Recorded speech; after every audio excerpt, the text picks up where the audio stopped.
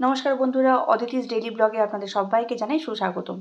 আজকে একটু রান্না করব রসা রসা করে এই ছোট ছোট ডাঁটার তরকারি। বেগুন দিয়েছি, আলু দিয়েছি আর একটু রাঙালু দিয়েছি, এইভাবে কেটে দিয়েছি।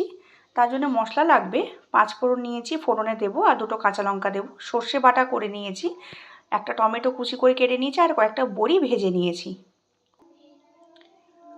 বড়িটা ভেজেছিলাম সেই তেলের মধ্যেই এই ফোড়নটাকে দিয়ে দেবো, 5 ফোড়ন আর কাঁচা লঙ্কা।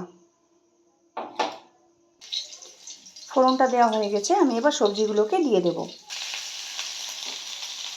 গ্যাসের ফ্লেমটা এখন একটু জোরেই আছে, একটু সুন্দর করে বেশ ভেজে নেব সবজিগুলো। বেশ সুন্দর করে সবজিটা ভাজা হচ্ছে। আমি এখন এর মধ্যে এই যে একটা টমেটো কুচি করে রেখেছিলাম সেটা দিয়ে দিচ্ছি।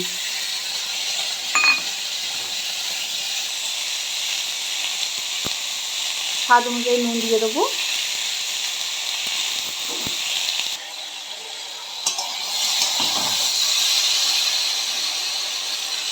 অল্প পরিমাণে হলুদ দিয়ে দেবো, আর একটু চিনি দিয়ে দেবো। যেহেতু এটা নিরামিষই রান্না, একটু মিষ্টি মিষ্টি হলেই সবার ভালো লাগবে। অল্প করে এখন একটু জল দেবো। রান্নাটা প্রায় হয়েই এসেছে। এবার আমি এটার মধ্যে সর্ষে বাটাটাকে দিয়ে দেব।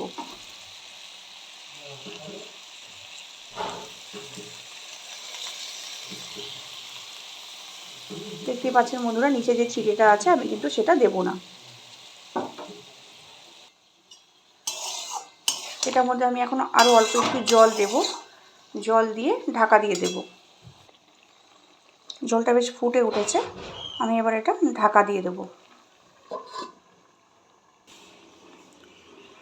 অনেকক্ষণ ঢাকা চাপা দিয়ে রেখেছিলাম। রান্নাটা আমার প্রায় হয়ে গিয়েছে। এখন গ্যাসের জোরে দিয়ে দিই ফ্লেমটা।